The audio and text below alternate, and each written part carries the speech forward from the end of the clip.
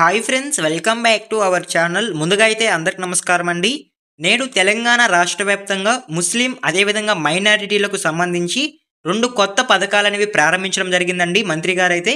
ఆ పథకాలు గనుక ఒకసారి చూసుకున్నట్లయితే ఇందిరమ్మ మైనారిటీ మహిళా యోజన స్కీమ్ అయితే ప్రారంభించడం జరిగింది. అదేవిధంగా రేవంత్ అన్నక సఖారా మిస్కెన్ కే ఈ పథకాన్ని కూడా ప్రారంభించడం జరిగిందండి. నేను మార్నింగ్ వీడియోలో అయితే ఇందిరమ్మ మైనారిటీ మహిళా యోజన స్కీమ్ గురించి డిస్కషన్ చేసి అయితే ఒక వీడియో అయితే చేశాను. ఇప్పుడు ఈ వీడియోలో అయితే రేవంత్ అన్నక సహకార మిస్కెన్ కే ఈ స్కీమ్కి సంబంధించి పూర్తి సమాచారం అయితే అందిస్తానండి. అంటే ఈ పథకం ద్వారా లాభాలేంటి, అదేవిధంగా దరఖాస్తు ఏ విధంగా చేసుకోవాలి, ఎటువంటి డాక్యుమెంట్స్ అనేవి తీసుకెళ్లాల్సి ఉంటుంది అనేటువంటి పూర్తి సమాచారం నేను ఈ వీడియోలో మీకు తెలియజేస్తాను. వీడియోని ఎక్కడ స్కిప్ చేయకుండా చూడండి, అప్పుడే మీకు పూర్తి సమాచారం అందుతుంది. మన ఛానల్ ఎవరైనా ఫస్ట్ టైం చూస్తుంటే ఛానల్ చూసి కంటెంట్ నచ్చినట్లయితే లైక్ చేసి సబ్స్క్రైబ్ చేసుకొని పక్కనే ఉన్న బెల్ ఐకాన్ అయితే ఆన్లో పెట్టుకోండి. ఇక లేట్ చేయకుండా డైరెక్ట్గా టాపిక్లోకి అయితే వెళ్ళిపోదామండి. టాపిక్లో భాగంగా ముందుగా చూసుకున్నట్లయితే రేవంత్ అన్నక సహకార స్కీమ్కి సంబంధించి కొంత సమాచారాన్ని అయితే నేను మీకు తెలియజేస్తానండి. ముందుగా చూసుకున్నట్లయితే తెలంగాణ ముఖ్యమంత్రి రేవంత్ రెడ్డి గారు ఇటీవల ముస్లిం మైనారిటీ మరియు వెనుకబడిన వర్గాల కోసం రేవంత్ అన్నక సహకార మిస్కెన్ ఈ స్కీమ్ని అయితే ప్రారంభించారండి. ఈ పథకం ద్వారా ఎవరైతే వెనుకబడిన వాళ్ళు ఉంటారో, అంటే ముఖ్యంగా చెప్పాలంటే ఫకీర్ అదేవిధంగా దుదేకుల వర్గాలకు చెందినటువంటి వారు ఎవరైతే ఉంటారో వారికి ఆర్థిక సహాయం అందించడం కోసం అయితే ఈ పథకాన్ని అయితే ప్రారంభించడం జరిగిందండి తెలంగాణ రాష్ట్ర వ్యాప్తంగా అయితే. ఈ పథకానికి సంబంధించి పథకం యొక్క ముఖ్య ఉద్దేశం ఏంటి, అసలు ఈ పథకాన్ని ప్రారంభించడానికి ముఖ్య ఉద్దేశం ఏంటి అనేటువంటి సమాచారాన్ని నేను మీకు తెలియజేస్తానండి. ముందుగా చూసుకున్నట్లయితే తెలంగాణ రాష్ట్ర వ్యాప్తంగా పేద ముస్లిం మైనారిటీ వర్గాలకు ఆర్థిక స్థిరత్వం కల్పించడం కోసం అయితే సీఎం రేవంత్ రెడ్డి గారైతే ఈ పథకాన్ని ప్రారంభించినట్లయితే సమాచారం అండి. అదేవిధంగా ఎవరైతే ముస్లిం మైనారిటీ కేటగిరీకి సంబంధించి ప్రజలు ఉంటారో వాళ్ళకి స్వయం ఉపాధి అవకాశాలు కల్పించడం కోసం కూడా ఈ పథకాన్ని ప్రారంభించాము అనేది తెలియజేయడం జరిగింది.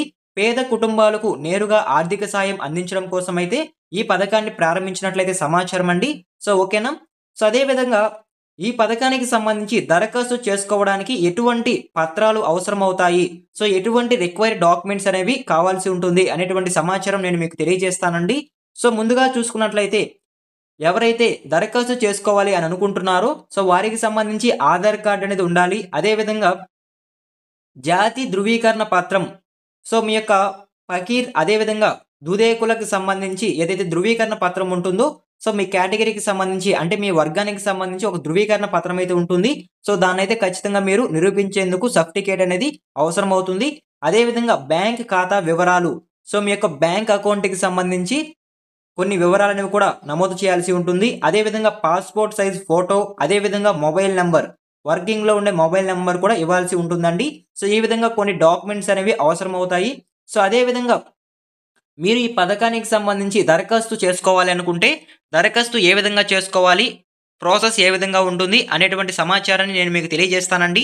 ముందుగా చూసుకున్నట్లయితే దరఖాస్తు విధానం స్టెప్ బై స్టెప్ ప్రాసెస్ ఏ విధంగా ఉంటుంది అనేటువంటి సమాచారాన్ని నేను మీకు తెలియజేస్తాను. ముందుగా తెలంగాణ రాష్ట్ర వ్యాప్తంగా ఈ పథకానికి సంబంధించి నేటి నుంచి ఆన్లైన్లో దరఖాస్తులు చేసుకోవచ్చు అనేది ప్రభుత్వం చెప్పడం జరిగిందండి. ముఖ్యంగా మీరు దరఖాస్తు చేసుకోవాలనుకుంటే తెలంగాణ ప్రభుత్వం TGOBMMS పోర్టల్ని అయితే ప్రవేశపెట్టడం జరిగింది. మీరు ఓన్లీ ఆన్లైన్లో మాత్రమే దరఖాస్తు అనేవి చేసుకోవచ్చండి. ఆఫ్లైన్లో దరఖాస్తులకు అవకాశం అయితే ప్రభుత్వం కల్పించలేదు.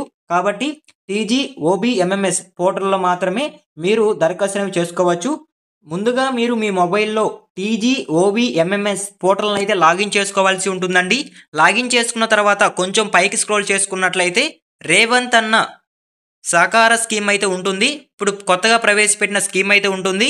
దాన్ని మీరు క్లిక్ చేసుకోవాల్సి ఉంటుందండి. దాన్ని క్లిక్ చేసుకున్న తర్వాత మీ వ్యక్తిగత వివరాలు, అంటే పేరు, చిరునామా, ఆధార్, మొబైల్, ఈ విధంగా కొన్ని మీ వ్యక్తిగత వివరాలు అయితే అడగడం జరుగుతుంది. మీరు ఎంటర్ చేసిన తర్వాత అవసరమైన పత్రాలను స్కాన్ చేసి అప్లోడ్ చేయాల్సి ఉంటుంది. నేను ఇందాక కొన్ని రిక్వైర్డ్ డాక్యుమెంట్స్ అయితే చెప్పడం జరిగిందండి.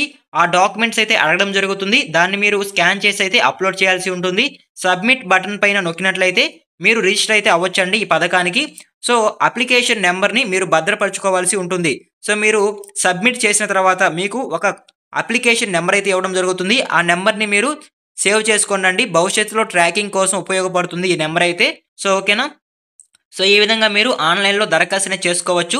సో, ఈ పథకంకి మీరు దరఖాస్తు చేసుకున్న తర్వాత లాభాలు ఏంటి? బెనిఫిట్స్ ఏంటి? అనే విషయానికి గనక వచ్చినట్లయితే 1,00,000 ఆర్థిక సాయం నేరుగా లబ్ధిదారుల బ్యాంక్ ఖాతాల్లో జమ అవుతుంది.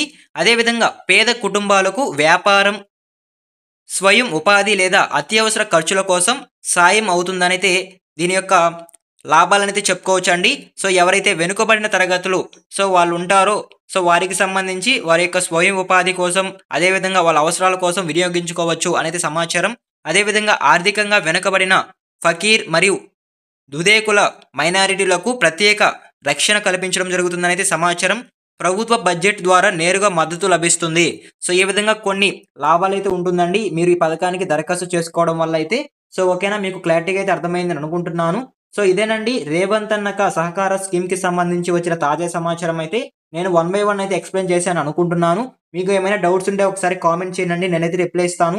మార్నింగ్ వీడియో కూడా ఒకసారి చూడండి. ఎవరైనా చూడకుండా గనుక ఉండినట్లయితే. సో, ఓకేనా? ఎండ్ వరకు చూసింటే థాంక్ యూ ఫర్ వాచింగ్.